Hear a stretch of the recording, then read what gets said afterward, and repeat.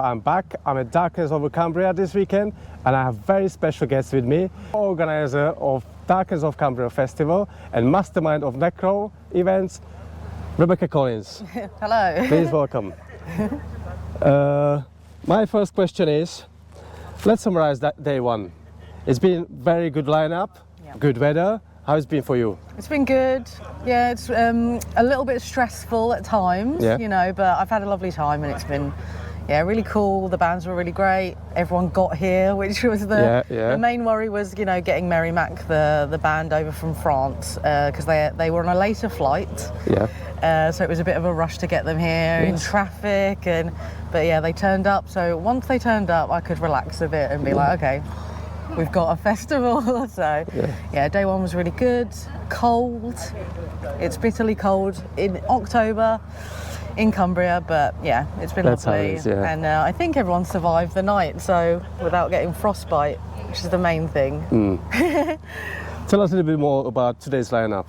So today our headliner is Horner from Finland, so everyone's really excited about that. They've been here since yesterday, so they've been hanging around, watching the bands as well. The first band up, we've got Vestia, which is a really young band from Brighton, so I'm really excited. I've never seen them live, I've just heard good things, so I booked them on the basis of that. Young band, like early 20s, so I'm excited. You know, we've got, you know, Horner, who are like, you know, they've been around a long time, and then you got the young guys coming in, and I think that's really what the festival's all about, is that, you know, the two. So there's a special appearance of Fall Bastard and Burial. Yeah, so we've got Burial Bastard, which is like the two bands squashed together. So that's going to be interesting. We'll see how that goes. I've seen them do it before when they played the two, and it's always fun. So yeah, I'm excited about that. Yeah, very nice. So who else have we got? We've got Terra from Cambridge. So they've turned up, they're here now, so that'll be great. They don't play a lot live. I think they're, ramping things up a bit more now, so that'll be exciting. You know, it's always nice to see bands that you don't see all the time. So we've got Heathen Deity, who are a great band, and like, they just suit the Woods, their whole like proper true black metal vibe, you know, it goes down really well in the forest, so I'm excited about that. And the Infernal Sea, who, you know, brilliant, incredible, wonderful. So yeah, they're just great, and I love them very much. So yeah. This is the last year in the Woods. Yes. How do you feel about that? Really mixed emotions. The Woods is really special to lots of us. You know, I've been coming, this is my 7th year. I only started running the festival this year, but you know, it's been somewhere that I've come as a punter, and you know, it's a really special place, and it is for so many of us in UK black metal. So it's super sad, you know, that it's the last one. It feels unreal. I don't think I'm like fully accepting that it's the last one yet. But you know, the guy that owns the site, Barry, he's getting on a bit, and he doesn't want to have all of us lot every year rocking up to his festival. So he asked if we could make the festival smaller, and we just didn't really want to make it smaller than it already is. It already feels quite an intimate little festival. So he wanted us to like halve the size of it, and it just couldn't work, not in the same way. We wouldn't be able to get bands like Horner over, you know, for half the number of people. It just wouldn't work. So I'm not saying that, you know, it's the last ever black metal event in Felford, and I'm sure that Barry will continue to do little events, you know, of like 100 people or so, but it's the last big festival. So yeah, I'm hoping that, you know, Barry still invites black metal bands to his events, and you know, that we can all still come and enjoy the Woods, but it's the last kind of Darkness over Cumbria here. So yeah, mixed emotions about it. I'm very excited about the future. So we've started to, you know, we've got something that we're going to do next year instead of this. Let's talk about that. Let's talk about future plans. So we've just kind of hinted around the site that next October, so October 2025, we're putting on Call of the Crow, which it's a 2-day outdoor festival in North Yorkshire at Peely's Barn, which is a beautiful like 18th century barn. Oh wow! The stage looks out on a courtyard, so it's still outdoors. There's going to be camping. There's a little indoor stage as well, which we're going to be using. So there's going to be like 2 stages. 2 stages. Oh, wow. And it's just gonna, I want to continue the kind of ethos that we've got here of like underground black metal. It's still going to be pretty small. It's 250 capacity there, but also it's got. They're looking to expand that every year, so every year it can grow with us potentially. So yeah, I'm really excited about that and about the potential there for what we can create. And obviously it's never going to be the same as Felfoot, which is so special to everyone. But my hope is that we can create something new and better, probably. Yeah, that's my hope. But it's not the Woods, which is obviously sad. But yeah, I'm really excited about it. So yeah, see what we can do. Let's talk about NeCrow Events. When did you get involved? So I got involved, I can't even remember when it was now, but I think it was like maybe 2018. So I was friends with JJ Flames and Carps, who were in Shadow Flag at the time. And, we were, good friends, and I was getting involved with Shadow Flag, doing managing the band. And they had NeCrow Events that they used to put on, just little gigs in Scruffy Murphy's in Birmingham. And one day I think I was sat in the pub and I was like, I'd love to do a gig. I'd love to put a gig on like for my birthday.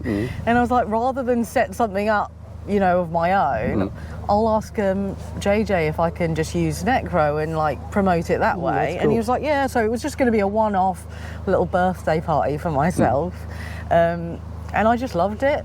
And so it kind of spiraled from there, and I used to work with JJ on the gigs and just putting more and more stuff on really in Birmingham. That was predominantly what we were doing. And it just kind of spiraled from there. And recently JJ like stepped away to do other things. So it's just, myself and my partner Paul now running and expanding things. We've started putting gigs on in Manchester. We're doing Nottingham next month. We've done London, so, and obviously now, we've been doing the Woods this year. So it's just become like, almost my entire existence is like putting on black metal. And I really love it. And I'm, it's often quite stressful and it's a hard job, but at the end of the day, when I'm there at a gig and I look around at people just enjoying themselves and having like the time of their lives and the bands are happy, that's why I do it. I just like looking around, seeing people enjoying themselves and thinking, I did that. None of this would be possible without me doing it. Exactly. And I love that. So it's often very, it's hard work. Of course. There's a reason I do it, and that is I love the music. I'm not a musician. So, my way of being involved is I'm very good at organising things. And so, that's what I do. Very nice.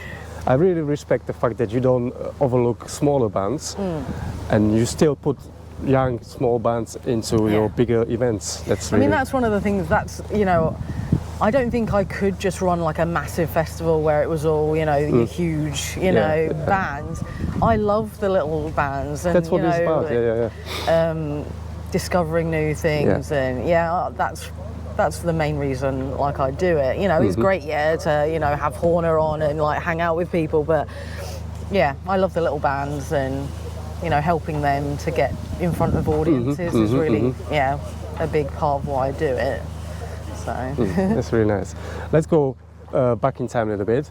When did you become metalhead, and what was the first spark that made you metalhead? The very first, I was dog sitting. I was like, I was quite old to it, so I was about 16, and I was looking after a dog at someone's house, and so I was just on my own, and I was like just flicking through like music channels, and I remember it was Metallica 1 came on, that the video is really spooky video, and I just remember watching it, and you got like James Hetfield had all his hair and headbanging, and I was like, yeah, I like this. Like, I really like this. So yeah, and so that was the kind of my first thing where I was like, yeah, wow, I'm into that. So yeah, I just kind of spiraled from there, and I went to uni. I lived in Essex, and I didn't know anyone who liked metal at all. I was kind of like a bit of a goth, and I was probably like I felt like I was the only goth in Essex at the time. So when I went to university, I met other like metalheads for the first time, and so that was really great. And I met my partner there, and I started going to all these heavy metal clubs, and we used to, so meet up with just people there, and that was really like important part of my, it became an important part of my life.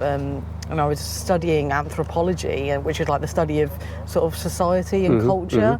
And I ended up writing my dissertation on heavy metal, really just as an excuse to go out and go to the clubs and hang out and it be part of my course. So that was kind of how I got into it all. Oh, that's really cool. I know you're a person who goes to many shows and festivals. What was your highlight so far this year? This year, well, I've had a good year. So in March I went to Inferno Fest in Oslo, and that was just incredible. The whole experience of it was just, you stay in this hotel and all the bands stay in the hotel as well, cool. And you'll just be like in reception and Abath comes walking past and you're like, and he wasn't even playing, and I was like, this is literally, I felt like I was in heaven, because you're just like, oh, there's Frost, and he's just stood there just at the bar or whatever, and so it was just like so surreal for me, that was great. And I also went to Prophecy Fest in Germany, and that's in a cave. Oh really? I didn't know that. It's really cool, and it's really weird because you're at a festival and then you realise I'm inside a cave, it's like really like jarring experience. And I also went to House of the Holy this year, which is in the Austrian Alps. So, and that is just like incredible. Was it like summer solstice or something? So they have this whole like ritual at the end, and there's a burning pyre. And that was really just cool. That whole like experience was like, this is what festivals should be, this is what a black metal festival is, and that that's what I want to create. Is that kind of experience. It's really hard because obviously I don't have a mountain, and but it's such a cool place, and the people there, they're there because they just fucking love black metal, and I'd love to create something that's special. So my year has been travelling around and going to festivals that I want to, be inspired by, and see if I can create a little piece of that for us here in the UK. So that's it's a big dream, but I'm going to give it a good go. I'm sure you'll make it happen.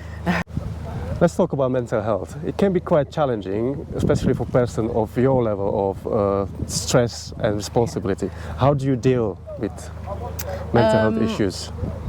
Probably not very well. I do my best, but it can be really hard. But I think I've got quite a lot of support. So I find it really good to work with a team of people.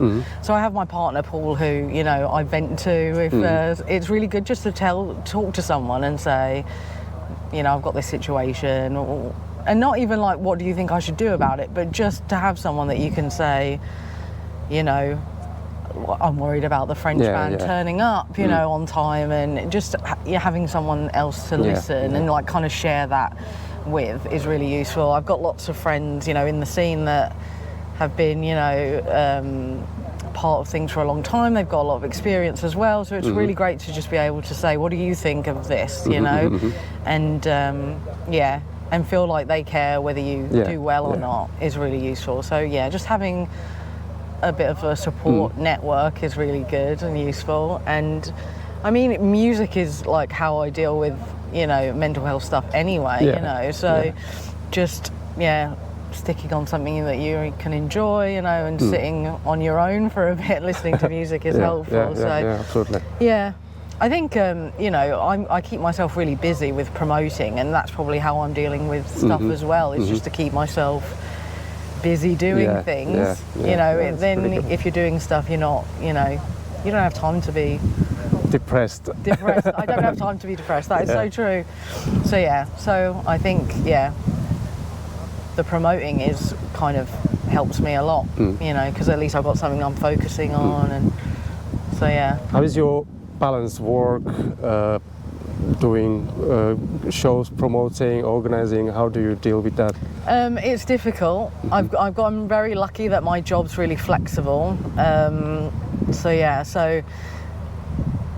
sometimes it can get like, you know, intense. I've got all these things to do, but like I say again, it's good to have other people that you can say, can you help me with this, you know, and can take on some of that, you know, like my partner Paul, he's really good with numbers, so often I'll get him like work out the budget for this, and you know, it's useful to have other people that you can kind of tap into their skills to rely on, so that you don't feel alone with it, you know. So that's really cool. Do you have any last words for the fans? Just thanks for all the support over the years, you know, for NeCrow and for the Woods, and I hope that you're all having a lovely time, and keep supporting things, go out to gigs, buy tickets in advance. That's the main. That helps a lot. It helps. It means that I don't have to worry about, you know, whether anyone's going to turn up for a show. And Call of the Crow is coming in October next year. Keep an eye on, you know, our social media to find out what that's all about and what we're going to do with that. So Thank you for your time and interesting answers. I hope you all enjoyed this episode. Stay cool, stay dark, and support your local metal scene.